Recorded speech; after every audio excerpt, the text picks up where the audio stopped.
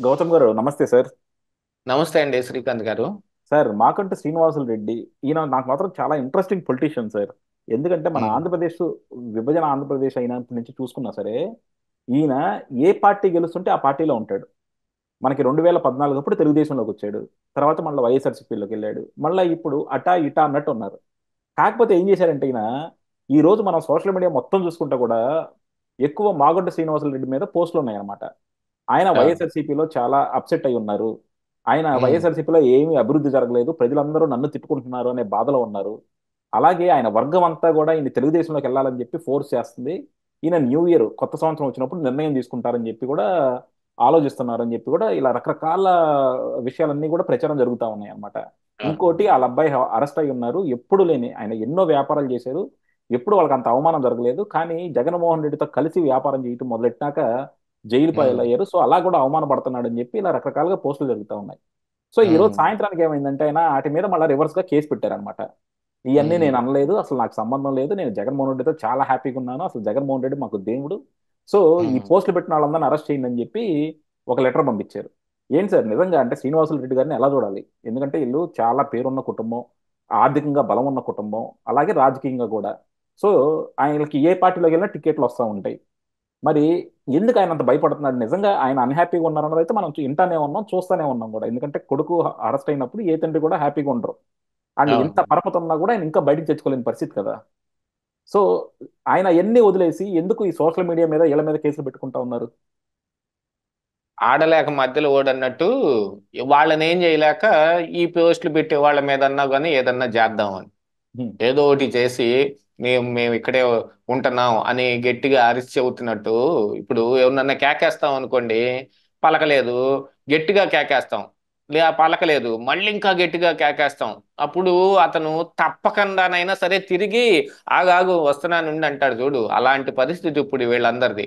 హ్మ్. అతనికి ముందు వినిపించినప్పుడే తిరిగి సమాధానం చెప్పాడు అనుకోండి, ఆహా ఇతను వస్తున్నాడు అని అనుకుంటారు. కానీ అతనికి ఇష్టం లేదు ఇతను పిలిచిన మాటకి పలకటానికి. కానీ వెనకబోడు వదలకుండా పిలుస్తానే ఉంటే తప్పక తిరిగి ఉండు ఉండు వస్తున్నానని చెప్పినట్టు ఉంటదన్నమాట ఇవన్నీ. వీళ్ళు వేసే డ్రామాలు మొత్తానికి. ఏమండి, ఏ పార్టీ అధికారంలోకి వస్తుందంటే ఆ పార్టీ వైపు పరిగెత్తే వాళ్ళు నెక్స్ట్ పరిగెత్తరు అని ఏదన్నా రూల్ ఏదన్నా ఉంటుందా? ఏం హ్మ్. ఉండదు కదా. మీ మీద ఏదన్నా ఊహాగానం వచ్చిందనుకోండి, వచ్చింది వచ్చినట్టుగా అది ఏ ఏ రకంగా వచ్చిందో, ఒకవేళ మీ కుటుంబాన్ని ఫుల్లీ డ్యామేజ్గా చేసేటట్టుగా ఏదన్నా ఉంటే, మీ కుటుంబంలో ఉన్న సభ్యులు బాధపడి కుళ్ళి కుళ్ళి ఏడ్చేటట్టుగా ఏదన్నా చేస్తే, అప్పట్లో ఆ చంద్రబాబు నాయుడు పాపం ఏడ్చింది అందుకే కదా, వాళ్ళ భార్యని ఎంత అవమానించారో అని. ఆ అవమానానికి గల కారణాలు ఏవో ఉన్నాయి. అప్పట్లో వచ్చిన ఆ మ్యాటర్లు మళ్ళీ ఇప్పుడు తవ్వి తీసుకోవటం పెద్దగా సమంజసంగా ఉండదు. కానీ అలాంటిది ఏదన్నా వచ్చినప్పుడు చేస్తే అనుకోవచ్చు. పోస్టులు ఏమొచ్చినాయి? ఈయన మళ్ళీ ఇటు నుంచి అటు వెళ్తా ఉన్నాడు. వాళ్ళు కింద ఉన్న వాళ్ళ కింది స్థాయి నాయకులు కానీ కార్యకర్తలు కానీ ఫోర్స్ చేస్తా ఉన్నారు. అందుకని వైసీపీలోంచి టీడీపీలోకి వెళ్తాడు. అది వచ్చే సంవత్సరంలో నిర్ణయం తీసుకుంటాడు. పోనీ ఇది మీరేమన్నా ఇంతకు ముందు చెయ్యని పనే? ఏమన్నా ఇంతకు ముందు మీరు చెయ్యని పనే ఇంత కోపం రావటానికి? ఇంతకు ముందు చేసిన పనే కదా ఇప్పుడు కూడా వచ్చింది పుకారు. సరే, పుకార్లు అనేవి అనేక రకాలుగా వస్తాయి. వీటినే గాసిప్స్. మరి సినిమా వాళ్ళ మీద కానీ లేకపోతే రాజకీయ నాయకుల మీద కానీ ప్రజా జీవితంలో ఎవడి మీద అయినా సరే ఇలాంటి పుకార్లు రావటం అనేది సర్వసాధారణం. కానీ మీరు వెళ్ళి కేసు పెట్టారు చూడండి. వీటన్నిటి మీద మీరు సరైన ఇది తేల్చి ఏం చేశారో నాకు చెప్పండి, నాకు తెలియపరచండి అని. అసలు మీ అబ్బాయి సంగతి ఏంటి చెప్పండి ఫస్ట్ ఆఫ్ ఆల్. దానికి డిబేట్కి వస్తారా మీరు? మీ అబ్బాయి ఆ పని ఎందుకు చేశాడు? ఇన్ని వ్యాపారాలు ఉన్నాయే, ఇన్ని లాభాలు ఇక్కడ వస్తా ఉన్నాయే, ఇంతమందికి మీరు తయారు చేసిన మద్యం అమ్ముకుంటున్నారే, ఆంధ్రప్రదేశ్ రాష్ట్రం దాటి ప్రతి చోట బిజినెస్ చేస్తున్నారే, ఆ ఢిల్లీ లిక్కర్ స్కామ్లో ఇరుక్కోవాల్సిన అవసరం మీకు ఎందుకు వచ్చింది? సౌత్ రీజియన్ మొత్తానికి మీ అబ్బాయి హెడ్ ఎందుకు అయ్యాడు? అక్కడ వాళ్ళతోటి మీరు కుమ్మక్కు చేసుకొని ఏం చేశారు? ఇది నేనంటున్న మాట కాదు. ఇది ఈడీ కానీ సిబిఐ కానీ చేస్తున్న ఆరోపణ. దీన్ని ఒప్పుకుంటూ శరత్ చంద్రారెడ్డి అప్రూవర్గా మారాడు. దీన్ని నిజం అని చెబుతూ అప్రూవర్గా మారాడు శరత్ చంద్రారెడ్డి. ఇది మా సిబిఐ ఏం చెప్పిందో అది వాస్తవం అని చెప్పి. అందుకని మిమ్మల్ని ప్రశ్నించాల్సి వస్తుంది, మీ అబ్బాయి ఎందుకు ఆ పని చేశాడు, ఆ విషయం చెప్పండి. దాని మీద డిబేట్కి వస్తారా?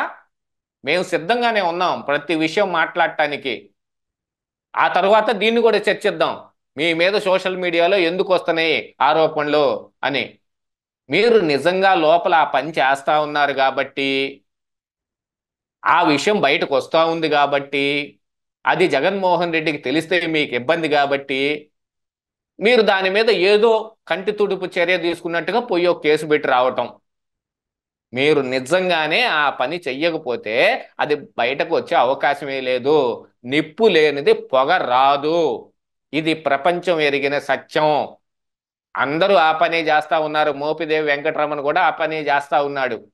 అందరు కార్యకర్తలతోటి ఆయన రాజీనామాలు చేపించి ఆయన మాత్రం అక్కడే ఉండి నేనేం ఎరగను అన్నట్టుగా ప్రతి ఒక్క రాజకీయ నాయకుడు ఆడుతున్న డ్రామానే ఇది.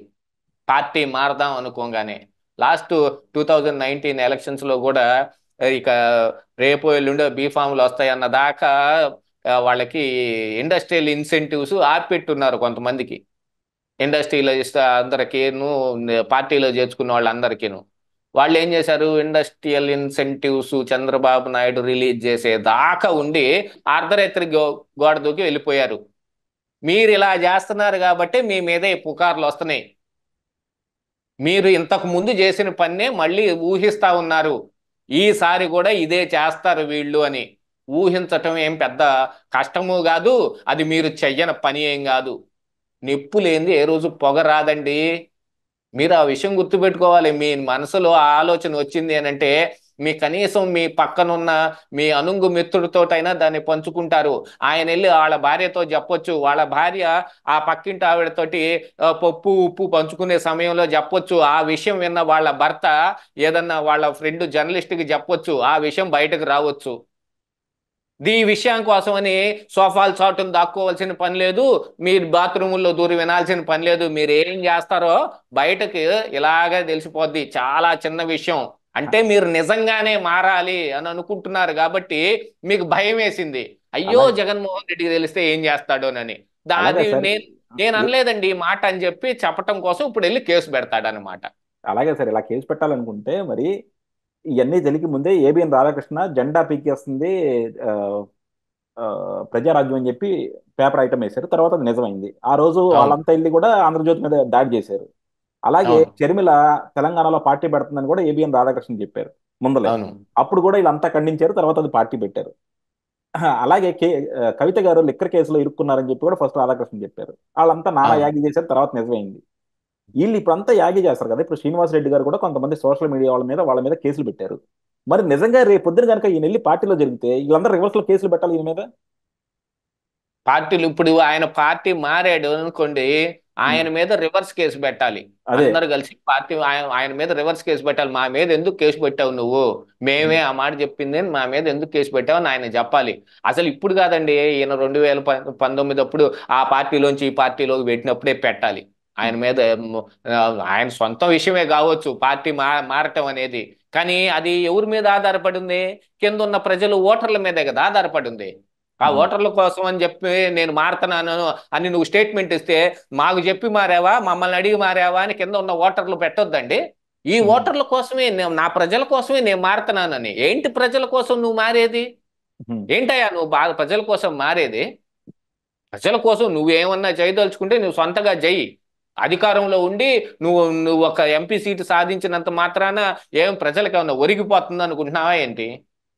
ఏం ఒరగదు అక్కడ. ఒరుగుతుంది నీకు మీ అబ్బాయికి, ఢిల్లీలో అమ్ముకున్న ఆ దొంగచాటు లిక్కర్కి, ఏపీలో మీరు చేస్తున్న లిక్కర్ బిజినెస్కి. మీ కేవలం మీ స్వలాభం స్వప్రయోజనం తప్ప వేరే ఏనికి కాదు. ఇప్పుడున్న రాజకీయ నాయకులు అందరూ అంతే. పార్టీలు కూడా ఇందుకు మించిన గొప్ప అతీతం ఏం కాదండి. ఉం. పార్టీలు కూడా నడదాకా ఆ పార్టీలో ఉన్నాడు, ఇప్పుడు ఇక్కడికి వచ్చి వస్తానంటే చేర్చుకోవటం ఏంటి? ఎందుకు చేర్చుకుంటారు? వీళ్ళ దగ్గర చాలా డబ్బులు ఉన్నాయండి. వీళ్ళు చేర్చుకున్నాం అనుకోండి, ఒక 20-30 మంది మనకు కావాల్సిన ఎమ్మెల్యేలు అందరినీ గెలిపించుకోవటానికి ఇతను డబ్బు ఖర్చు పెడతాడండి. పార్టీకి 100 కోట్లు ఫండ్ ఇస్తాడండి. లేదు ఢిల్లీలో ఏదన్నా మేనేజ్ చేయాలి అని అంటే గనక ఇక్కడి నుంచి ఏదో ఒక పద్ధతిలో ఢిల్లీలో వాళ్ళకి డబ్బు చేరవేస్తాడండి. ఇందుకు కాక వీళ్ళని ఎందుకండి చేర్చుకునేది? నిన్నటిదాకా ఆ పార్టీలో ఉండి ఈ ఈ నాయకుడిని అమ్మా బూతులు తిట్టినోడిని మళ్ళీ ఇటు చేర్చుకుంటారు.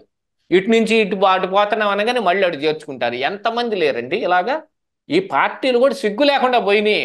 అధికారం ఒకటి మన చేతికి వస్తే చాలు, ఒక 5 సంవత్సరాలు ఏం కదిలిచ్చే పని. అది 6 నెలలకు ఒకసారి ఎలక్షన్ పెడతానని చెప్పండి, ఒళ్ళు ఉహు. దగ్గర పెట్టుకొని కూర్చొని ఉంటారు. 6 నెలల్లో అటు దిట్టు అయిద్దేమో, యాడికి పోతామో అని చెప్పేసి. లేదు ఇప్పుడున్న రాజకీయ విధానం మార్చి కొత్త పద్ధతి ఏదన్నా, కొత్తదేం కాదులే చాలా చోట్ల అనుకుంటుంది, దామాషా పద్ధతిలో పెడతాము, వచ్చిన సీట్లు బట్టి వీళ్ళకి ఈ అధికారం ఎంతవరకు ఉంటుంది, ప్రతిపక్షాలు కూడా ప్రభుత్వంలో ఎంత మేర భాగం అవుతాయని దామాషా పద్ధతిలో ఒక విధానం ఒకటి అప్పట్లో ప్రతిపాదించారు. అలాంటిది ఒకటి పెట్టమనండి, ఉహు. ఎవడు పార్టీ మారడు. మనం ఇందులో ఉన్నా కూడా మనకి అధికారం వచ్చిద్ది లేదని అనుకుంటే ఎవడు మారడు పార్టీ. అలాంటిది ఏమీ లేకుండా ఆశ, అత్యాశ, పేరాశ వీటన్నిటి ముందు పెట్టుకొని మళ్ళీ నేను నిజాయితీవంతుణ్ణి అని చెప్పుకోవటానికి మాలు మొత్తం ఇప్పేసుకొని నడి రోడ్లో నుంచున్న తర్వాత నా ఒంటి మీద ఉన్న చొక్కా పలానాది, నా ఒంటి మీద ఉన్న ప్యాంటు పలానాది అంటే ఎట్టా? నువ్వు మొండు మూలన దిశ మూలన మాకు కనిపిస్తా ఉన్నావు, మేము స్కాన్ చేసినట్టు నిన్ను చూస్తా ఉన్నాం. అంతా తెలిసిన అయిపోయిన తర్వాత కూడా మళ్ళీ ఇలాంటివి పెడితే కేవలం జగన్మోహన్ రెడ్డి ఏమైనా కోప్పడతాడేమో, మనం ఏం మాట్లాడకుండా ఉంటే అని ఉద్దేశంతో ఈ కేసు పెట్టడం అనమాట. డెఫినెట్ గా అంతే. ఎందుకంటే వీళ్ళందరినీ కూడా చూస్తా ఉన్నాం, మనం కూడా అందరం ఎన్నో రాజకీయ పార్టీలని, రాజకీయ నాయకులను కూడా చూసాం అనమాట. అదే మా పార్టీ మారము, ఈయన మా దేవుడు అంటారు, మర్నాడు చూస్తే అక్కడికి వెళ్ళిపోయి సెలవు కప్పుకొని పార్టీలు మారుతూ ఉంటారు. కానీ వీళ్ళు వచ్చేసి మళ్ళీ మిగతా వాళ్ళ మీద కేసులు వేయడం మాత్రం విడ్డూరం అనమాట. ఇది ఒక ప్రాసెస్ లాగే దెయ్యాలు ఉంది. వేదాలు వల్లించినట్టే ఉన్నాయి. యా, డెఫినెట్ గా. ఆ థ్యాంక్ యూ మా సార్. ఇంకొక మోటు సామెత ఒకటి ఉంటుంది, చెబితే బాగోదు కానీ ఏళ్ళ వరకు అది కరెక్ట్. దెయ్యాలు వేదాలు వల్లించటం అనేది చాలా సొఫిస్టికేటెడ్ మాట. ఈ ఇక చెప్పాలంటే ఆ మాట చెప్పటమే. అదే. వేసి ఓకే. వచ్చి పతివతని నువ్వు తప్పని చేసావు అన్నంట. అదే. అట్టా ఉంటది వీళ్ళు చేస్తున్న పని. Yeah. Thank you sir, thank you very much.